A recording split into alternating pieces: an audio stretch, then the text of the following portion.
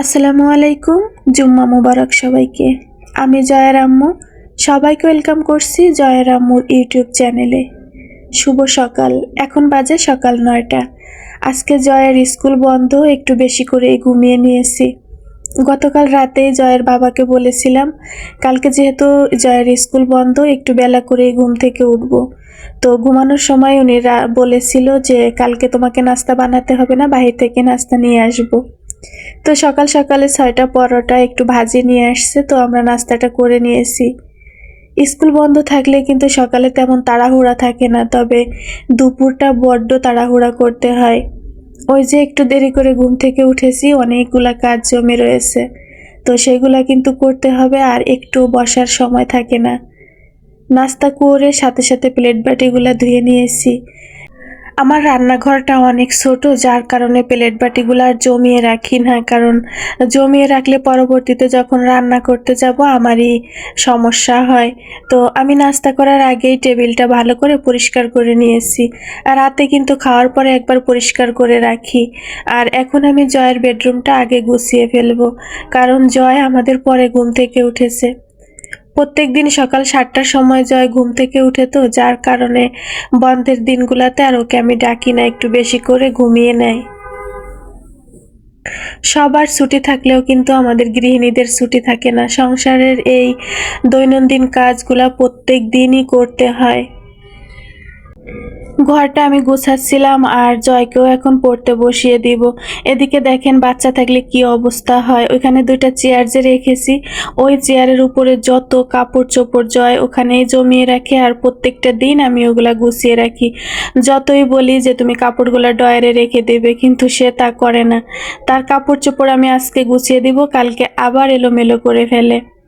ছেলেরা মনে হয় একটু অগোছালো হয়ে থাকে, আমার ছেলেকে দেখলে আমি বুঝতে পারি। এই বয়সের যদি একটা মেয়ে থাকতো তাহলে মনে হয় ঘরটা একদম গুছিয়ে রাখতো। বেশ 2টা রুমই আমি ভালো করে গুছিয়ে ফেলেছি, তবে পুরোটা আর আপনাদের সাথে আমি ভিডিও আকারে শেয়ার করলাম না, তাহলে কিন্তু অনেক বেশি বড় হয়ে যায় আর আপনারাও বোরিং ফিল করবেন। এই তো গত রাতে লবণ এনেছিল আর ভীম শেষ হয়ে গিয়েছিল। 1 কেজি লবণ হলেই কিন্তু আমার রান্না খাওয়া 1 মাস হয়ে যায় 1 কেজি লবণে। তো লবণটা আমি বয়ামে ঢুকিয়ে রাখবো, আর বয়ামটাও ভালো করে পরিষ্কার করে নিয়েছি। শীতের বেলায় এমনিতেই অনেক ছোট, তারপরে আবার ঘুম থেকে উঠতে দেরি হয়ে গেছে। তো এখন আমি ঝটপট করে যা যা রান্না করব গুছিয়ে নিব। যেহেতু আজকে শুক্রবার, একটু গোশ রান্না করতেই হবে। আমার ছেলে শুক্রবারের দিন গোশ রান্না করলে ভীষণ খুশি হয়। তো আমি এখানে মশলাগুলা বেটে নিচ্ছি, আর আমি সবসময় বাটা মশলা রান্নাই বেশি করে থাকি। শুকনা মরিচ, জিরা আর রসুন বেটে নিচ্ছি। আদাটা আমি ব্লেন্ডার করে ফ্রিজে রেখে দিয়েছিলাম। জয়ের বাবার একটু ক্ষুধা লেগেছে, হালকা ক্ষুধা, তো আমি গতদিন যে ভাপা পিঠা বানিয়ে রেখেছিলাম ডিপ ফ্রিজে, ওইটা একটু গরম করে দিচ্ছি। আজকে দুপুরে আমি ব্রয়লার মুরগি রান্না করব আর একটু বেগুন ভাজা করব। সবজিও তেমন ফ্রিজে নেই, তো অল্প একটু বেগুন আছে, সেটাই করে নিব। ব্রয়লার মুরগিটা যদি একটু ভেজে রান্না করা হয় তাহলে কিন্তু খেতে ভালোই লাগে। অনেকেই আবার ব্রয়লার মুরগি পছন্দ করেন না, তবে আমরা ভীষণ পছন্দ করি। পছন্দ না করেও বা কোথায় যাব বলেন।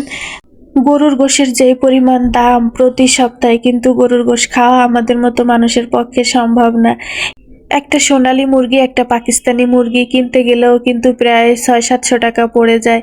যার কারণে হয় কি, একটু ব্রয়লার মুরগি বেশি করে কিনে রাখি। সপ্তাহে 2 দিন রান্না করে দিলে আমার জয় অনেক খুশি হয়। আর এভাবে যদি একটু ভেজে রান্না করে দেই তাহলে জয়ের বাবাও ভীষণ পছন্দ করে খেতে। তো দেখতেই পেলেন আমি মশলাটা পানি দিয়ে দিয়ে খুব সুন্দর করে কষিয়ে নিয়েছি, আর যখন তেলটা উপরে চলে আসছে তখন আমি ভেজে রাখা মুরগির গোশগুলা দিয়েছি। মুরগির গোশগুলা দিয়ে আমি মশলার সাথে খুব সুন্দর করে কষিয়ে নিব। এখন আমি ঝোলের জন্য একটু পানি দিয়ে দিব, তবে ঝোলটা বেশি রাখবো না, একটু মাখা মাখা করে রান্না করব। আমি যখন রান্না করি আমার জয় পাশে সেই বলছে যে আম্মু একটু মাখা মাখা করে রান্না করবা, বেশি ঝোল রাখবা না। এই তো আমার মুরগির গোশটা রান্না করা কমপ্লিট হয়ে গেছে, এখন আমি ভাজা জিরার গুঁড়া দিয়ে নামিয়ে ফেলবো। আমার রান্না বান্না শেষ হয়ে গেল, আমি গোসলটাও সেরে নিয়েছি। বাপ ছেলে মিলে নামাজে গেছে, নামাজ থেকে এসে ওরা খাবার চায়। যার কারণে হয় কি, আমি নামাজটা শেষ করার আগে টেবিলটা গুছিয়ে রেখে যাই। ওরা এসে খেতে থাকবে আর আমিও জোহরের নামাজটা আদায় করে নিব। এই তো বেগুনটা ভেজেছিলাম আর আগেই বলেছি অল্প একটু বেগুন আছে, যার কারণে ছোট একটা বাটিতে বেড়ে নিয়েছি। আর এই যে 2টা আলু দিয়ে ব্রয়লার মুরগি রান্না করেছি। গতদিন একটু সয়াবিনের তরকারি রান্না করেছি, তার একটু আছে। এই দিয়েই আজকে আমাদের দুপুরের খাওয়া দাওয়া হয়ে যাবে আলহামদুলিল্লাহ।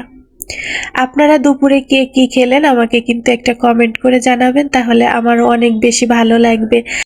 আমার আজকের ভিডিওটা আপনি কোথা থেকে দেখছেন চাইলেই কিন্তু ছোট্ট একটা কমেন্ট করে আমাকে জানাতে পারেন। দুপুরের খাওয়া দাওয়া শেষ করে আমরা চলে গিয়েছিলাম টঙ্গী বাজারে জয়ের স্কুলের জুতা কেনার জন্য। এই যে একটা মাস, জানুয়ারি মাস আসলেই অনেকগুলা টাকা খরচ হয়ে যায় যাদের বাচ্চারা পড়াশোনা করে। যাই হোক, এখানে জুতা দেখছিল জয়, আমিও দেখছিলাম। আমার জুতা লাগবে না, তারপরেও কিন্তু জোর করে আমাকে এক জোড়া দিল।